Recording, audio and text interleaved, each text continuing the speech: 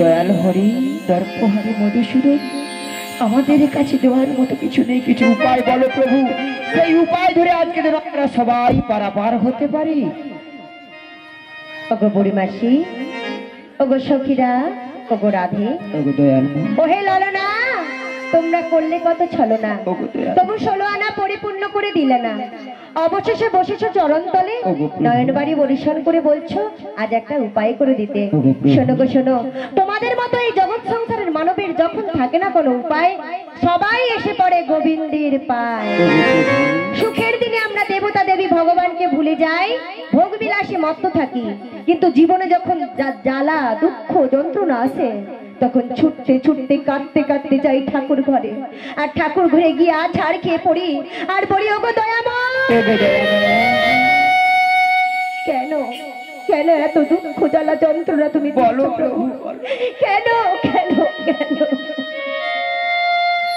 শোনো গো শোনো, ভগবান ভক্তের সব সহ্য করতে পারেন, কিন্তু দুটো জিনিস কখনো সহ্য করেন না।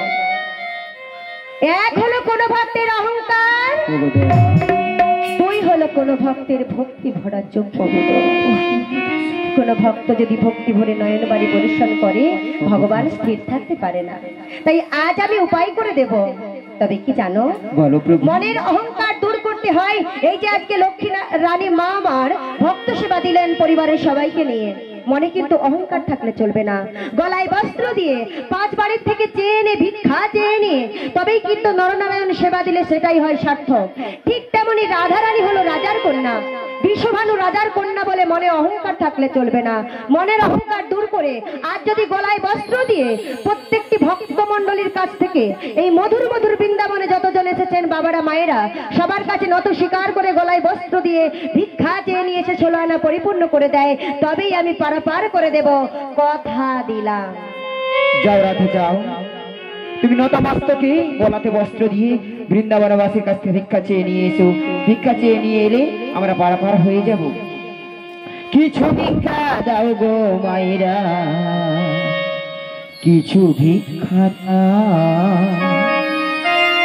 কিছু ভিক্ষা দাও গো মায়েরা, কিছু ভিক্ষা দাও, কিছু ভিক্ষা দাও গো মায়েরা, কিছু ভিক্ষা দাও, কিছু ভিক্ষা দাও গো মায়েরা, কিছু ভিক্ষা দাও।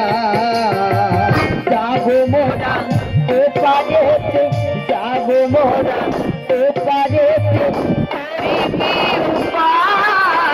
কিছু ভিক্ষা দাও গো মায়েরা, কিছু ভিক্ষা দাও গো।